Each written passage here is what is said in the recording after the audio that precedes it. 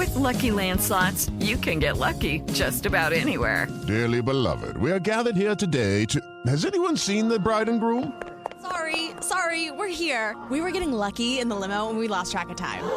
No, Lucky Land Casino, with cash prizes that add up quicker than a guest registry. In that case, I pronounce you lucky. Play for free at LuckyLandSlots.com. Daily bonuses are waiting. No purchase necessary. Void where prohibited by law. 18+. Terms and conditions apply. See website for details. What's going on, ladies and gentlemen? We're back. This is Patrick McCoy with the Motor Minds podcast, and this is a pretty cool and special one. It's the first in-person interview, and we're in a really cool spot. We're at Retrospect Motorworks down here in Houston, Texas, owned by Nick Atherton. And with us at the table, we got Nick, we got Collin, we got Jordan, who worked with him, and we also got Brother Maxwell in the house for the first podcast ever. So, yeah, man, it's just exciting. Thanks for being here with us, guys. Yeah, we're happy to be here. I mean, we focus in cars and mental health, so. Yeah, we were talking a little bit before, and Nick was like, yeah, man, this is cool, because, like, I don't know a single car enthusiast who doesn't have some mental shit going on, and I was like, yeah, that's kind of where I started it. But it's cool. So, a little backstory on this all. So, I've known Nick for, what, like 3 years now or so? Yeah, 3-4. 3-4 years now, and your fiance and my wife went to Texas State together, and that's how we met. And it's funny, so as the story goes, we were hanging out, and we had a bunch of friends over at the house. Christy was like, oh, Hannah's bringing her new boyfriend Nick over. I was like, all right, whatever, that's cool, whatever. And I see Nick pull up in his 135i that was lowered and had some big meat Larry Hoopers on the back, and I was like, oh, I like Nick. Nick's a cool guy. So, and then the rest was history from there. But yeah, and then from there, I had American Classics, as y'all probably hear. I had American Classics, and Nick came and helped me build me out of a bunch of situations with cars not starting and stuff like that. So yeah, I'm forever in debt for you to help me get that Chevelle started numerous times. The Blazer that's been sitting out for 2 months. But yeah, man, tell me about Retrospect and how I got started and what you're doing here. Yeah, so we started this just under 3 years ago now.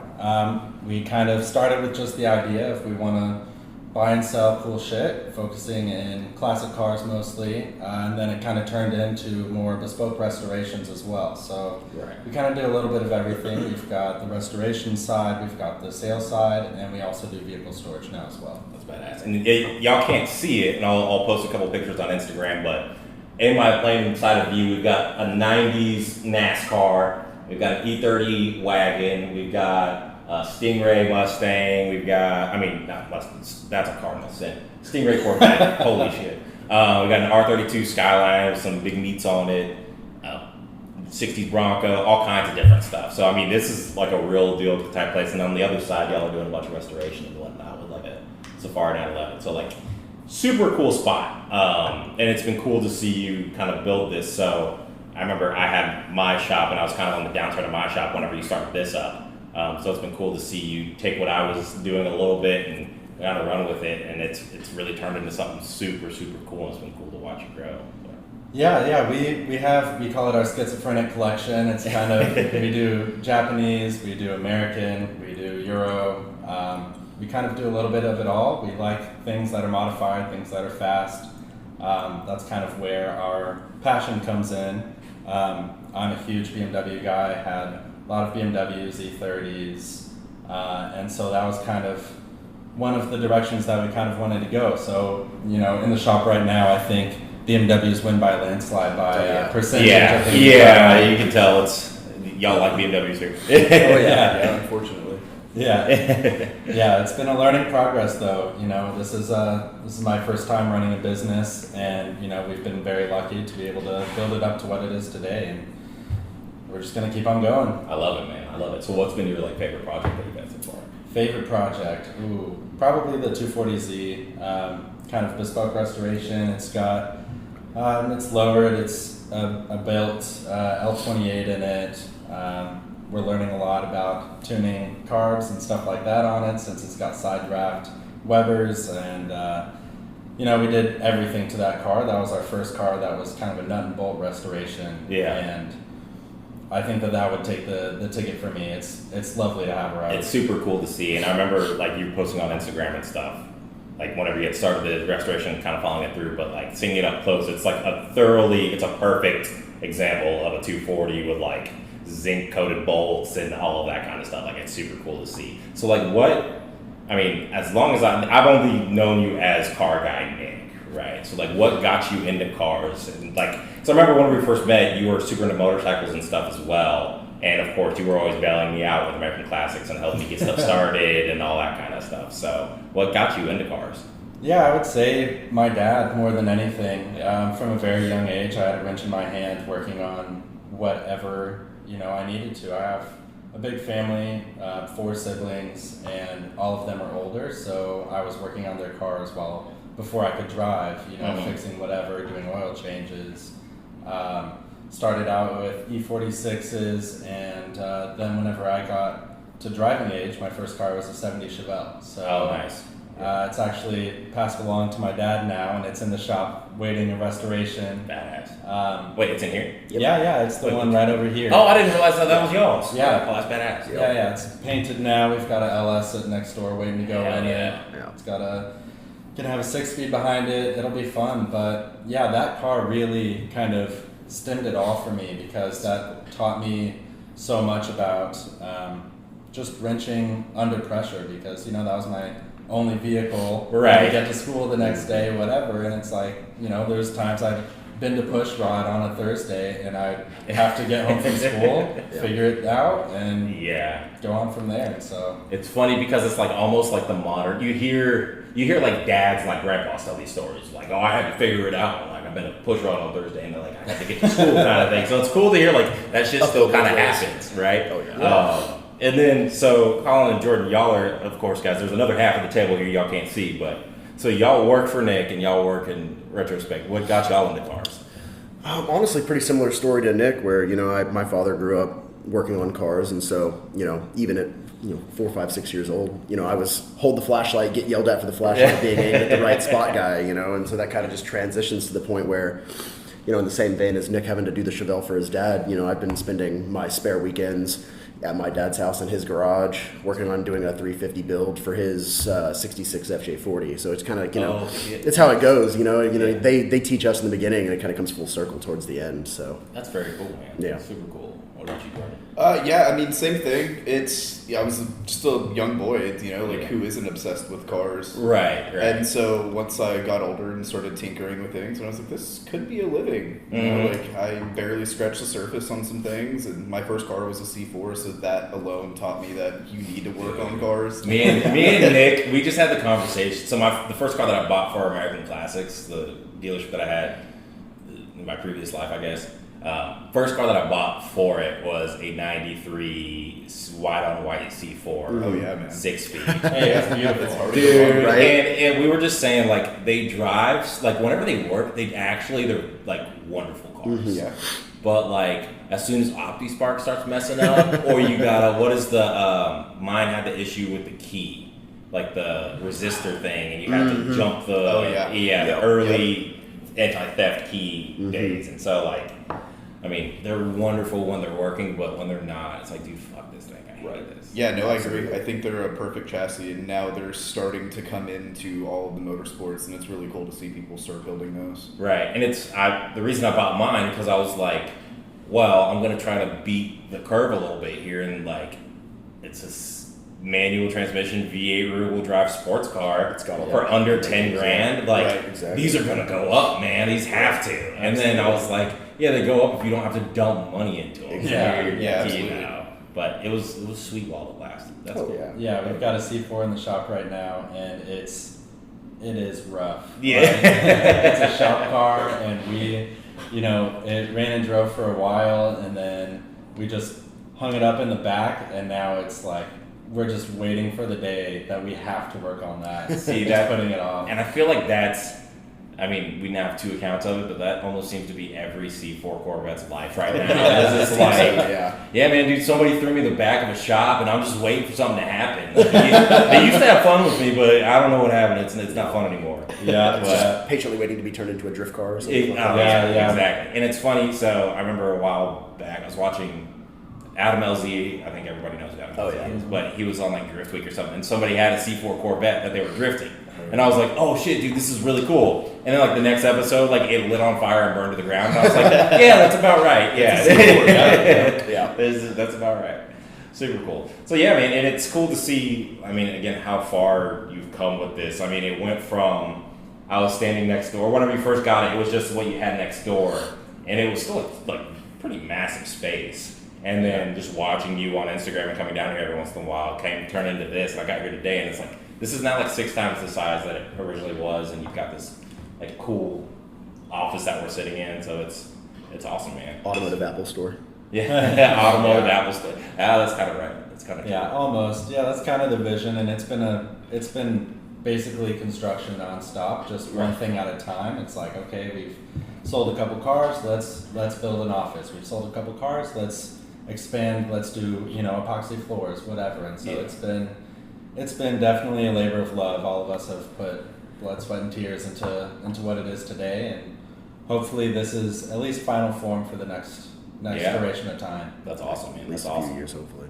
Very cool. Very cool. So talk about a little bit about what cars. I mean, it's Motor Minds. We do mental health and cars. So how have cars helped you in your journey as like a car enthusiast and all of that? I mean, is that?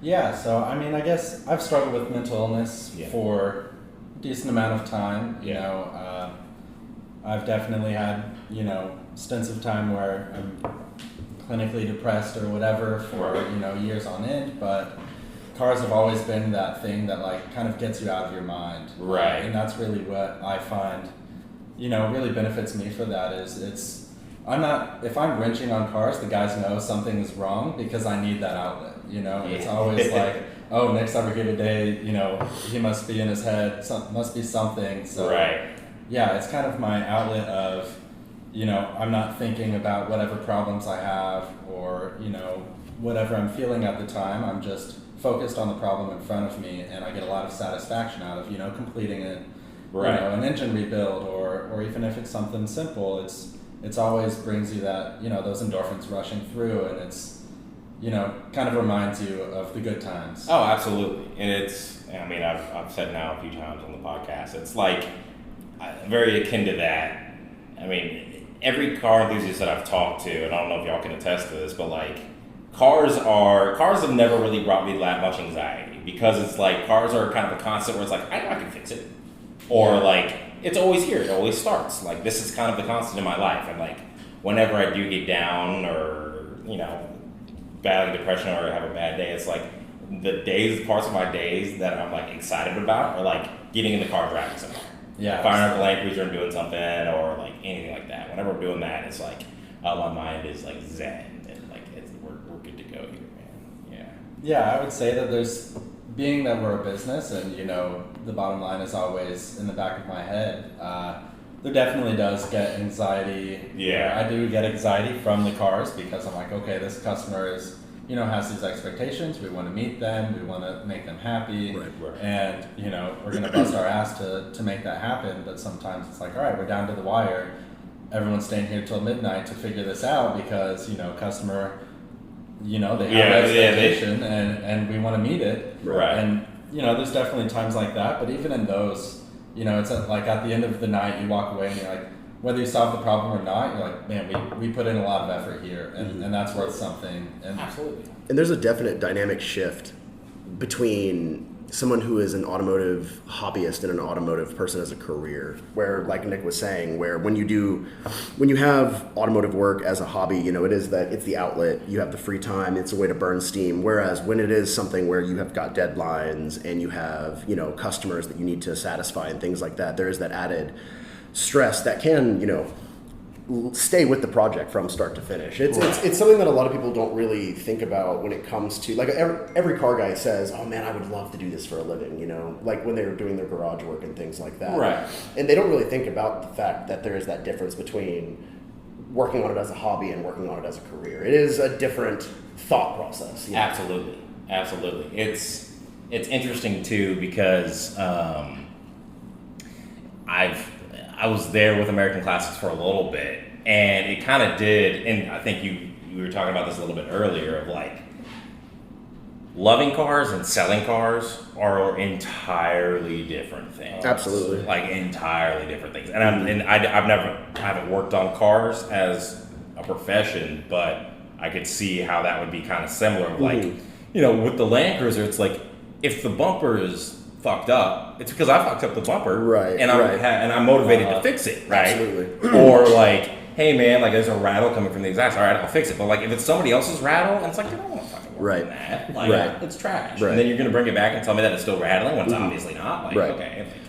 Well, it's interesting because it's pretty similar to how, you know, post-pandemic, there was this massive influx in people that were working from home. And there was this, not necessarily unforeseen, because it was like, if you look into studies and stuff, it has been a thing that's known. But when you have a tendency to live and work in the same space, it does take a toll on your mental health. You know, if you have that remote, you know, computer-only job and you spend 8 to 10 hours at your computer in your apartment, and then you finally clock out at the end of the day, and then you kind of just move 10 feet to your couch. You don't get that mental separation between your work and your, you know, leisure time. And that same thing does happen in the automotive world when you do it as a profession. You know, it's like what started out as a hobby can seem less enjoyable because it seems like it's just another hour on the clock, you know. Absolutely. So it's something that people don't really think about when it's like a grass is greener on the other side thing. It's just a factor to consider, you know. That's like super interesting too. It's the same as, you know, again, like whenever I was doing American Classics, I do now again, but I used to always just like hop on, bring a trailer or Cars and Bits or whatever just to mess around and like see. But like whenever you're doing it for a profession, it changes the way that you look at things, and it's almost not, for me at least, it almost wasn't as enjoyable anymore because you're just seeing the numbers, and instead of saying $7,500 for a car, you're like, all right, well, $7,500 and then $1,600 to ship it here, and then whenever it gets here, I know I'm going to have another blah blah blah worth of work. And it's like, you know, I used to just do this and daydream about what it would be like to have that, I don't know, like 72 FJ40 in my garage, instead of thinking about all the numbers and intricacies behind it. So yeah, I'd say we still have that allure. It's just, you know, there's always another level in the automotive world. It's like now, you know, we may not be looking at, you know, M3s or GTRs on Bring a Trailer, but now we're looking at, okay, let's see what these classic Ferraris are going for. Or, you know, the more, you know, the rarer cars that, you know, we don't have in our shop, we still see those and we're like, oh man, what if we did something like this? Or what if we grew in this direction or whatever? And, you know, one big thing for us that, you know, we kind of want to pivot towards a little bit, you know, not full force yet, but, you know, Singer is obviously a massive name in the automotive world when it comes to building the perfect car. And, you know, we really, I think everybody who's in this industry really, you know, looks up to them for, you know, taking that leap and really being like, look, we're going to put a price tag on this because we're going to spend, you know, 30 hours polishing this one part because, you know, that's what perfection is. And for us to, you know, have the opportunity to build something up to perfection, you know, it gives us kind of that still excitement in the future look where it's not directly in your face. You can still kind of dream about it. Yeah, definitely. And it's, I mean, them, Icon in California. Icon with the FJs. I was just telling them about that the other day. It's like the Singer of Land Cruisers. Exactly, and Broncos and and then it's cool to see. And then who's the other one that I'm thinking of? Also out of California, does Porsche's Gunther Works, yeah. And it's crazy to see because, you know, Icon and Singer, and I think Gunther Works as well. Like they don't really advertise pricing at all, right? No, it's definitely a, you know, when you're going to those places, it's generally just like I want the perfect car. Here's a blank checkbook, and this is what I want. And there was on the Smoking Tire, I heard Jonathan Ward, owner of Icon, talk a little bit about. He was like, I have cars that go into the six figure, way deep into the seven figures as well.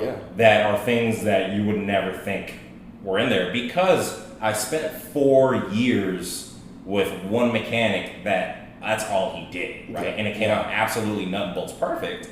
But the client came to me and said, I want the perfect whatever it may be. And I mean, I think the one that I'm thinking about is a mid 90s Chevy Impala that he did an LS swap. And like, you know, of course there's a million 90s Impalas that are LS swap, but this was like, he said he took every single piece of plastic out of a 90s GM vehicle and replaced it with metal or leather. So the entire car. The entire car. And I can't remember what the figure was, but he was like, no, that car was like way more than you could ever possibly think it would be. And the guy said, yeah, I want something that whenever you pull up in somebody's rearview mirror, I just wanted to say, get the fuck over. Yeah. Like, that's all I wanted to say. And he was like, and the dude would pay anything for that. And he ended up with a 96 Impala that was worth like $500,000. Yeah. You know? And so it's crazy to see the separation in the automotive landscape now, because people are willing to pay Whatever it takes. I mean, you see the houses that are around here in River Oaks and stuff, and like, people got a lot of money. Yeah. And they're willing to spend it. And especially on stuff like that. So, I mean, to hear that, like, so you want to kind of go into that kind of world, is that what you're thinking? Or? Yeah, I mean, Collin especially is a perfectionist, and it's something that we all really strive for is perfection in everything we do. But, you know, whenever you're having a strict budget, you can only get so perfect with the amount of time that you're allotted. Right. And you know, with the 240Z, like I was talking about earlier, that's probably as close as we've gotten to date, at least, on something that, you know, we're really proud of. There's still things on that, though, that we'll see and be like, man, we could have spent more time here, we could have spent more time here. Right. And having the opportunity to build something that we really do feel is like a perfect work of art is definitely because there's serious long-term goal. Yeah, because there's pretty aggressive diminishing returns going from 90 to even 95% perfection on a car. You know, you know, like if a restoration, something like the Z that got to 90% has like a $70,000-$80,000 ticket tied to it. It might take you another 40-50 grand to go from 90% to 95%. Right. Well, and it goes down to, and I hear this a lot talking to, I mean, if you talk to a non-car person and you sat, if you sat a 1990 Nissan Altima next to a Nissan Skyline, they'd be like, they're the same car, right? But like, to us, like, we understand, but it's kind of the same with the restoration, where like, if you sat that 240 next to a 240 that was all original, that hadn't been restored, you'd probably be like, or the average person would be like, no, they're the same car. But for y'all, you can see like, no, this is the extra 75% that it went, and you can tell the difference, especially in the way it drives and whatnot. Yeah, especially like you said, whenever you drive it, the experience is so much different, even if it's the same engine, same transmission, but something that is absolutely perfect. Every, you know, A surface in the car is leather wrapped or has houndstooth on it or whatever it is. That really does make a big difference in the experience of driving the car. Absolutely, and it's interesting to see, I mean, I'm sure we all kind of went through this years ago, but like whenever you start digging into what it costs to like restore a car or even to like work on a car, like if you want to take like that Datsun for an example, it's like you don't realize how many things have to go into it, because it's like, all right, well, you think, all right, we're a restoration shop. It's like, well, it has to be painted, it has to go to the upholsterer for the seats, it's got to go to the machine shop for the motor, you got to buy tires for, you got to, like all those different things, and it all adds up, and you're paying somebody for not just the parts and the amalgamation of the car, but you're paying for a lot of time and effort and thought that goes into something like that, you know? Yeah, and kind of what you said, where you're sending these things out, we have continually had headaches with stuff like that, to where we've brought almost everything in-house. Like the only thing we don't do is, you know, resurface cranks or the big thing right now is paint. And we're building a paint booth to solve that problem. You know, at some point we're going to be buying the machines to rebore cylinders and everything else, because, you know, those things are, you're passing it on to someone else, and if they are not a perfect craftsman, they're not going to make a perfect thing, you know? And it's not necessarily their fault, it's that they, you know, they're just turning out. Their business model isn't there for that, and that's completely fine, and there's plenty of other needs for those, but to build something perfect, it's like you almost have to do everything yourself. And it's funny, so to kind of go back to like the consumer side of it, not just so much the business side, but people, I get asked a lot, like, because on my Land Cruiser, I do all the work on it. I do the oil changes and all of that. Anything short of having to put it on a lift, I'll do. And even if I have to put it on a lift, I'll borrow somebody's lift.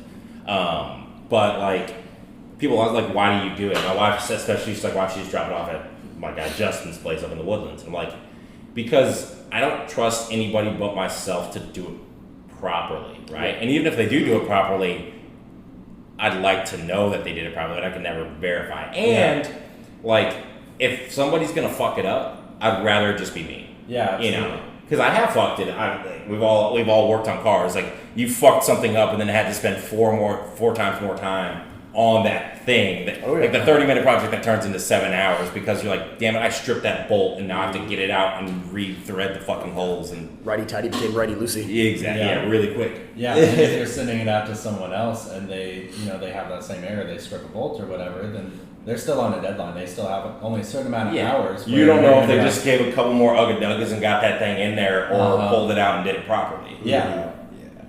It's crazy. Definitely. So, has working with cars, has this taken away any of your love for cars, you think? It has changed the spectrum of my love for cars, I think, dramatically. I think that there is definitely a huge allure to having a poster car, right? And seeing it on the wall and saying, "Wow, that is beautiful. That is this work of art on the wall. It's just a picture of a damn car. It's like it's a box with 4 wheels and an engine, but you have that allure. And then whenever you're working on that car, or you have it for sale or whatever, you see every single boo-boo, every single issue, and that is really where the anxiety comes back in, to where it's, every single car has issues. There's very few cars that have zero room for improvement. Right. And especially when selling cars, like, I'm not a salesman. I tell people what it is. They look at the car. I tell them every single problem, and they decide if those are problems that they want to take on, that they don't care about, whatever.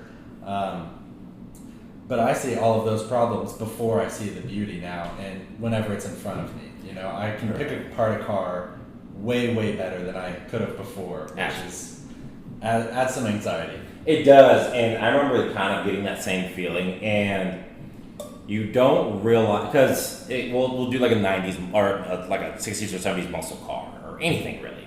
Anything older than 2005, we'll say. You don't realize until you sit in it and drive it and smell it and like all the like little imperfections, like, oh, this is a 50-year-old car. Yeah. Like, this thing is older than I am, and it fucking shows it. Like, this thing smells like somebody's grandma smoked cigarettes in it for 30 years and then died. Yeah. Like, it's like, a lot of times it shows that, and you're like, it looks really pretty, but like, do I actually enjoy this thing that much? Maybe not as much as I hoped I would. Yeah. And you can take the steps to get it to where you do enjoy it, but... Yeah, and I also think that is definitely still the perspective of kind of business coming into that, because if I owned that same car that I see all of those issues with, I would probably adore every single issue with it. Like, oh man, this is awesome that this thing doesn't work. Exactly. Or, this is a somebody's granny died in here. Like, that's dope. Great story. Yeah. Yeah. So I think that's kind of the difference of being on the business side versus on the ownership side, where it's even personal cars. Whenever personal cars have issues, it's like, okay, yeah, I can work around this issue. It doesn't really bother me. But whenever I'm presenting that same car to someone else, I'm like, hey, this issue is here. And from my perspective, I'm like, this might be a make or break for that person. Right. Yeah, and it's interesting too, because whenever I was selling cars and buying cars, you don't realize. I mean, you kind of go back to somebody used to own this car and it has this issue, and it may have not been a huge issue for them, but it may be a huge issue for me or you or somebody else. And it's like, you just don't know. And that's the thing, is a lot of times you get into classic cars and then you realize that they're just really old used cars. like they're really good looking used cars. Exactly. Yeah. Like the same as that 05 Camry. Like, this thing used to be an 05 Camry to somebody. Yeah. Like, it was used as such. And some things weren't used as such, and some things were valuable, but a lot of the consumer grade stuff that, your average Joe Schmo can buy whenever he retires, it's like, yeah, I know, that was somebody's Chevelle in 1980 that they drove to work every single day. Yeah. Yeah, and especially whenever you get into looking at the details like that, you can kind of really pick apart the different manufacturers so much easier. Oh, yeah. Because it's like, okay, yeah, even the GTRs, we have the R32 GTR behind us, and it is, every interior piece is plastic, and the moment you remove it, the chances of not breaking something are way lower than something snapping in half. Well, and it's funny to think about because, we have this 90 GTR and we also have a 95 240SX. And, we basically have like a $3,000 Nissan right next to a $60,000 Nissan, and they feel identical.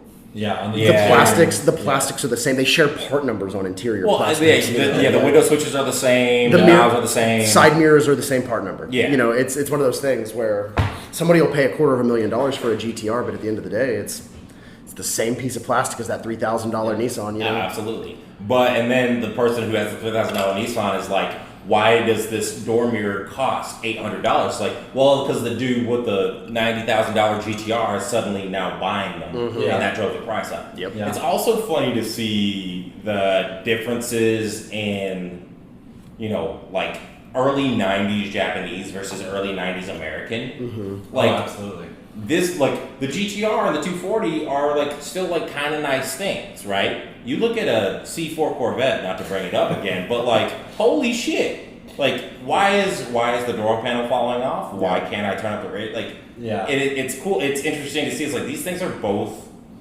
30 years old now. Yep. But one feels like it may be 20 years old, and one feels like it may be 50 years old. It's but then on the same note, we have a 69 280 SL Mercedes, and it's everything inside is leather wrapped to perfection. Right.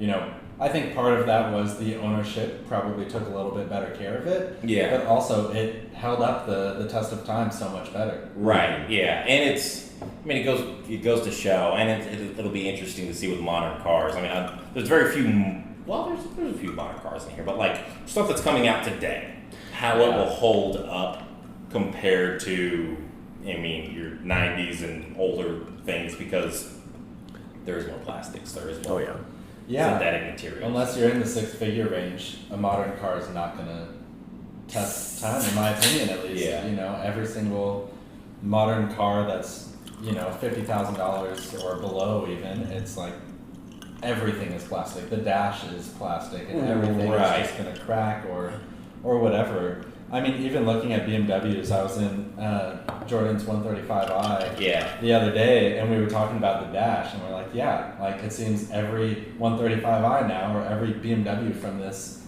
era, is starting to get the dreaded bubble in the dash. It's that's one of those things where even that car new may have been fairly expensive, but especially in Texas, that heat, the sun is not going to.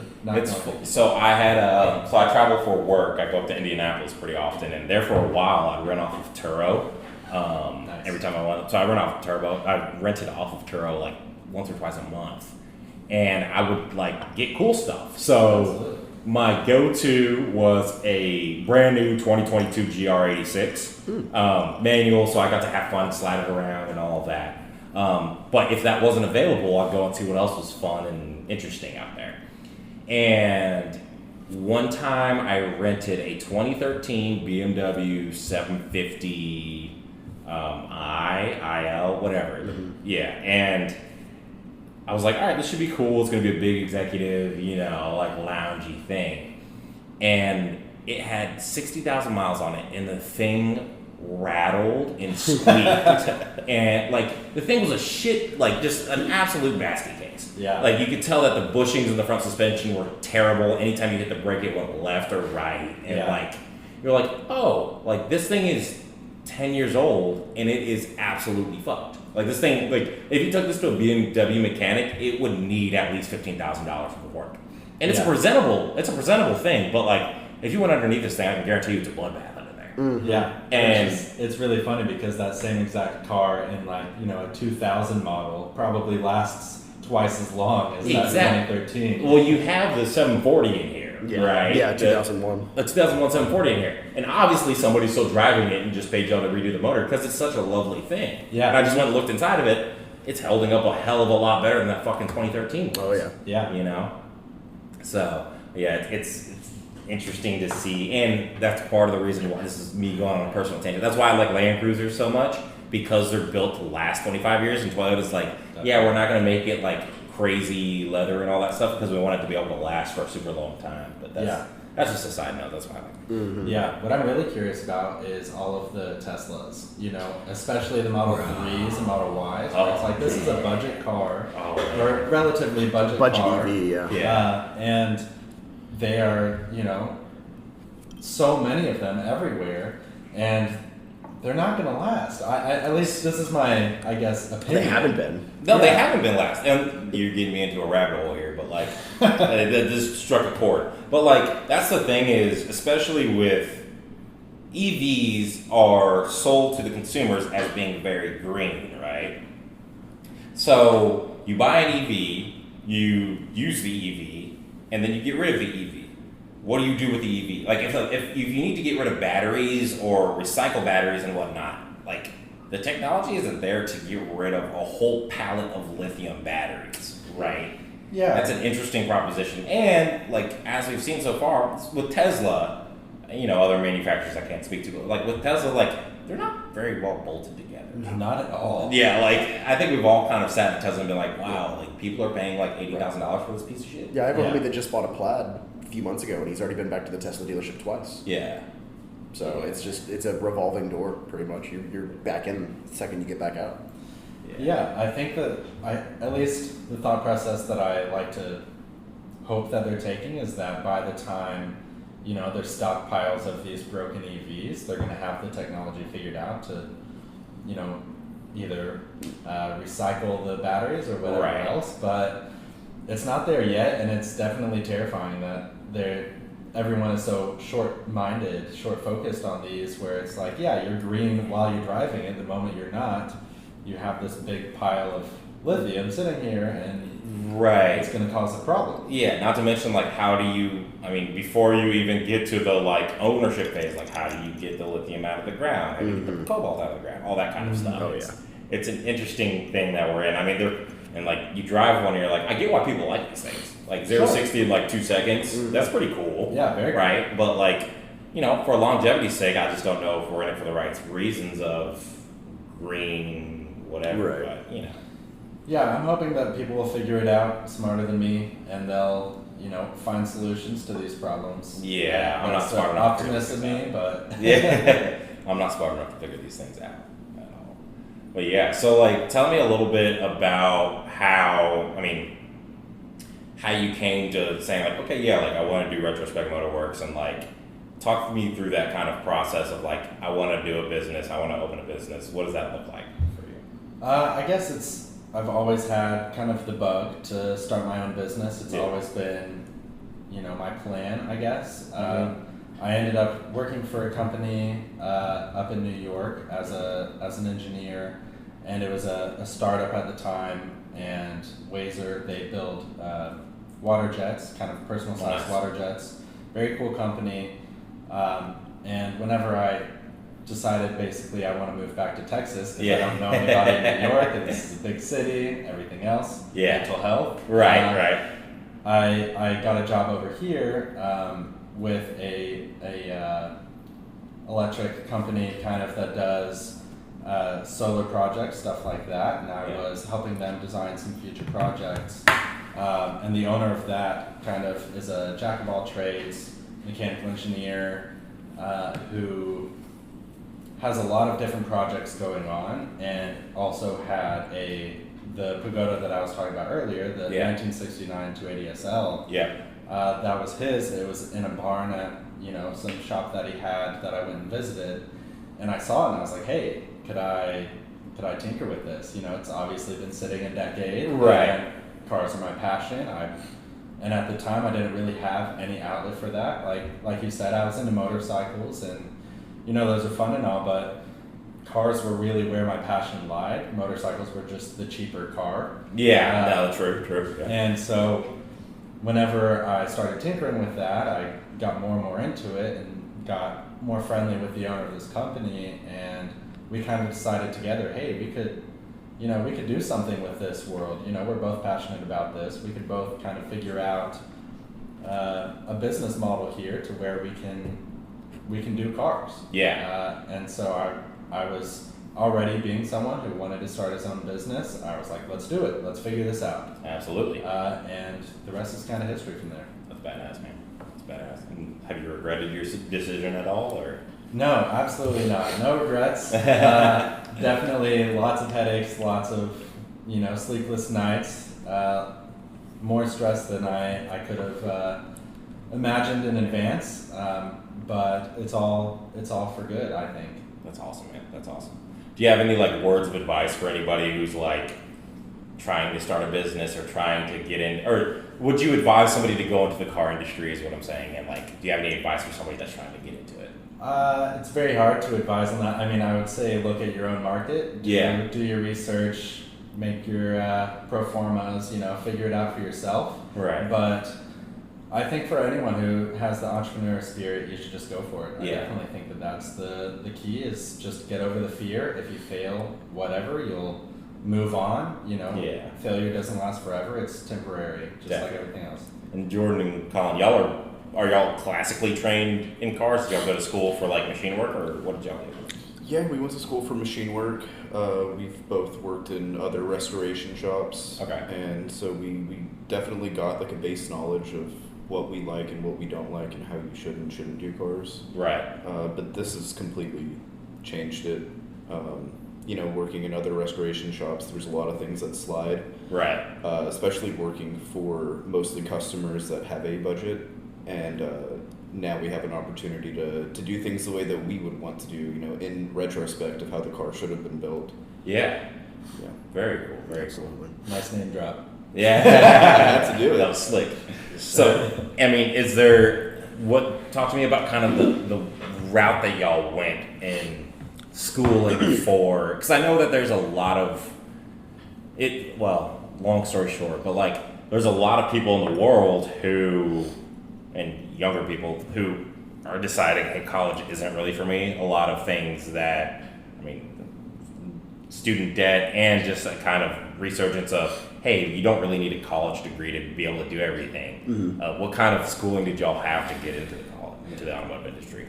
So, me and Jordan actually met at automotive school. Me and him both went to School of Automotive Machinists and Technology, SAMTech, here in Houston. And it's definitely interesting. It's one of those, it's not a one-size-fits-all. You have to, just like Nick was saying, you got to evaluate your situation to see if it's right for you. Right. Because especially today, by today's standards, automotive school is also pretty expensive. It's, unless you have a good amount of money saved up, you will still rack up student loan debts doing that. So it's just something you got to evaluate for yourself and be like, do you think that you'll be able to get yourself into an industry where you can pay off those debts? Right. Luckily for me and Jordan, we've got the situation with Nick here, so it works out for us, but it does not always work out. I know a lot of guys that I went to school with that actually most of the people from my original class at SAMTech are not currently in an automotive field. Really? About half of them went back to the military. A couple of them are in generic machining jobs. Interesting. A couple of guys just doing completely unrelated fields. I have one guy that was in my one of my classes that he did end up going and working for Blue Origin doing rocket assembly. So that's cool. Oh, that's cool. Yeah, it's very cool, but it's very niche. The automotive field is extremely competitive. It's very, very competitive, especially with the areas of automotive work that pay well. If you want to make six figures in the automotive world, it is extremely competitive. Right. So, if that is a route that someone wants to take, you really have to dedicate your all to it. And, it's like I'm saying, evaluate, make sure that is something that's going to work out for you in the long term. Definitely. That being said, automotive school is not a necessity. It's exactly. mostly just getting out there and doing it. School or not, you're going to make mistakes, and there's really only one way to learn, that's making mistakes and doing it over and over and over again. Absolutely. I took an entire course on CNC machining towards the end of my time at SAMTech, and it was like a 6 to 9 month course. I don't remember exactly how long it was, but realistically, right after I finished that CNC course, I went and got a job doing CNC machining in oil and gas. And cool, but I genuinely learned more in the first week on the job than I had in the entire 9 months at school. And it's one of those things where, if you can manage to find your way into those apprentice positions, for the people that really want it, even if it's just starting out sweeping floors, getting your foot in the door and just being a part of the things that are going on will allow you to pick up the knowledge in that shop. Right. And a lot of more classical training of just the apprenticeships can, get you farther depending on the situation. Definitely. Because most of these automotive jobs, they don't really care because it's not a college degree. They don't necessarily care about what school you went to. They want to see experience. Right. So. Right after I graduated from SAM, I was looking for CNC jobs. Even the entry-level jobs that are paying not that much still will say, preferred 3 to 5 years of machining experience. Wow. Exactly. And, did CNC school for programming, you can't get hired as a programmer unless you have, 3 to 5 years of actual on-machine experience. So if you were to, rather than going to school, if you were to have, started out being a broom sweeper or started out just doing anything in that shop, you're already putting your time in. You're already building up that experience. So it makes it that much easier to get your foot in the door at higher end places. Right. And on that notion, we're all still very young. We're all in our 20s. We all generally don't know what we're doing. Absolutely. Nobody knows. Yeah. And we consistently meet these old guys who have been, racing from the 70s on. And they are just a wealth of knowledge. You can learn so much from, even like you said, sweeping the floors in some of these shops where they have these guys who are so knowledgeable about whatever industry it is that you want. If it's automotive, you can find a Porsche shop that, is just a bunch of old guys who've been rebuilding Porsches for, majority of their life. And they are so knowledgeable that just being in, ear distance to these guys, you will learn so much. Absolutely. And it's interesting too because on that notion, it's the same thing of people love to talk about themselves, right, and talk about their experiences. And if you can go and talk to somebody in a Porsche shop or whatever, and if you just want to sit there and ask questions, I'm sure they'd answer your questions because all they're doing is talking about themselves or talking about what they're doing, and that's a very simple thing to do. Yeah. If you start asking how to do something or you ask, hey, can you show me how you do this or whatever? Right. The chances are somebody's going to say yes. Mm-hmm. And a lot of times people don't get asked that. Mm-hmm. Sure. Curiosity is definitely key with learning anything. Right. Absolutely. Yeah. That and in most shops, your job description isn't set in stone. If just because you're the broom sweeper or the guy that puts up tools, that doesn't mean that's all you're going to do. There's got to be times where it's hey man, I need you to do this. I need you to lend me a hand on this. And I need you to hold this transmission before it falls on me. And you're I get to see how you do this now. And even if you're the guy that just does brake jobs and oil changes, at some point it's going to be hey man, I need an extra pair of hands getting this engine out. And now you're a part of that. Now that's knowledge. Even if you weren't the one doing it, now you've been a part of pulling an engine on whatever it is that you were doing, and you can take that experience and be oh, well, I was a part of this before. I know a little thing or two. It's, I've got one step ahead of the other guy that has never seen this process before. Right. Yeah. So we saw it in real time this week. We reached out to an older guy that has tuned a lot of carbureted motors here in Houston, and just going to have a conversation with him, he just word vomited so much knowledge that you couldn't even keep track of what he was saying. You wanted to pull out your phone to take notes of it. Yeah, you want to audio record it to listen back. And so I really believe that is the move if there is anyone that wants to start in this. The automotive industry is in a really weird field right now where things are so fast that it's almost boring. And there is these older people with just a wealth of knowledge that want to pass on this knowledge, and no one's really interested in learning it. They want to go the easy route of using the computers to do everything with these cars. Well, it's interesting to say that too because I remember with my Chevelle too, it had it was carbureted, it had a Holly 700, I think. 750. 750, yeah. And finding somebody to tune that carburetor, you'd think that it'd be a pretty simple thing to do and find somebody to do it. But to find somebody to do it was like pulling teeth. Yep. Yeah. It's going to show there is still a need for this kind of stuff, and there's still a need for people to work on old shit, right? This old shit's going to be around for a long time, and people love this stuff. Yeah. So learning how to do stuff and work with your hands is kind of a lost art, I feel like. Yeah, definitely. And the guy that he's talking about, the project that we took him was a triple Weber setup. They're side draft carbs.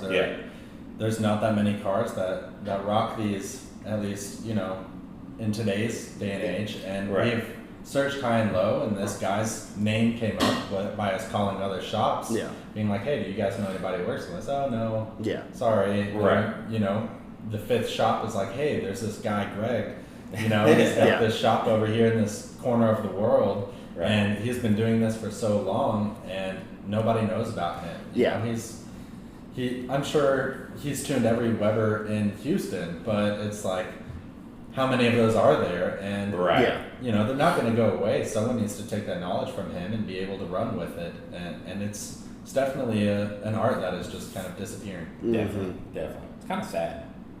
Yeah, it is. Yeah. But hopefully, I have faith in the younger folks who want to get into old cars. You know, now in this world of EVs, there's so many, you know, so much more allure, I would say, to old cars, to carburetors, to everything else. It's like, every single car from the last, you know, almost 2 decades does not have a carburetor on. Actually, probably more than that. I think it's 1993?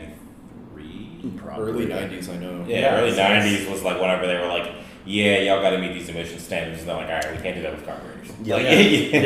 So it's like there's all of those cars didn't go anywhere. Right. All of those cars that were built in the 80s, 90s, 70s, you know, go as far back as you want. They're not going anywhere, and they're just going to become, you know, junkers in a field if people aren't able to learn the art of maintaining them. Right. And you know, you might think like, oh, carburetor, that sounds boring, but like, you know, these Weber DCOE 40s that we have on this 240Z over here, they are the exact same carburetors that were the factory carburetors on a Countach. That's crazy. So cool. It's like the factory carbs were DCOE 45s from Weber. So it's like, you know, you could learn to tune. It might seem like, oh, lame, you know, tuning a Weber carb on a Datsun, but it's like, but if you can tune that, you could go to people and be like, I can tune the carbs on a Countach. Right. You know, it's like, it's one of those things. It can be cool. It's a mindset of it. Yeah, just quit being afraid. Go spend those miserable days in a shop with no AC and just soak up as much as you can. I don't know about that. Yeah, exactly. Like literally the hottest days in Houston that I can remember. Yeah. That's the thing. Yeah. Yeah, absolutely. You got to do your time. Absolutely. Yeah, absolutely. What do y'all like doing outside of cars? Cars. Same. Yeah. Yeah, I mean, like I build computers kind of as a side hobby, but that's about it, really. Yeah, I do a lot of hiking, traveling for, you know, national park stuff like that. Right.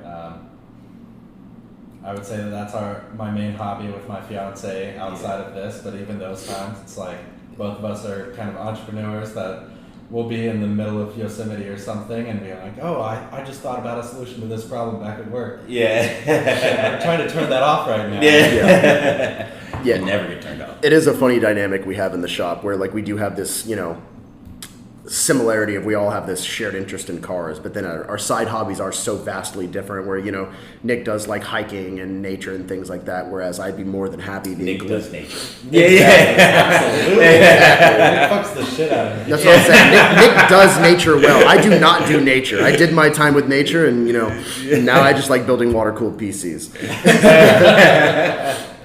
That's funny. Very cool, man. Well, guys, I appreciate y'all chit-chatting with me for a little while. This has been super fun. I'm sure I'll be down here doing it again. I think this might take the cake. I'm going to say that this is probably going to be the coolest venue that we do a podcast in for a while, like being able to look at all this shit. Right. But yeah, guys, I appreciate y'all chit-chatting with me for a little bit, and I'm sure we'll talk again here soon. Absolutely. For sure. Guys, check out Retrospect Motorworks on Instagram and online and anywhere else. And if you're in Houston and need a car restored or stored or sold or consigned or anything like that, hit up Nick at Retrospect Motorworks, and I'm sure he's happy to help you out. But it's been another episode of Motor Minds Podcast, and this is Patrick McCoy signing off, and thanks for listening. Thanks, guys. Bye. Okay, round 2. Name something that's not boring. A laundry? Ooh, a book club. Computer solitaire, huh? Ah, sorry, we were looking for Chumba Casino. That's right, ChumbaCasino.com has over 100 casino-style games. Join today and play for free for your chance to redeem some serious prizes. ChumbaCasino.com. No purchase necessary. Void where prohibited by law. 18+ terms and conditions apply. See website for details.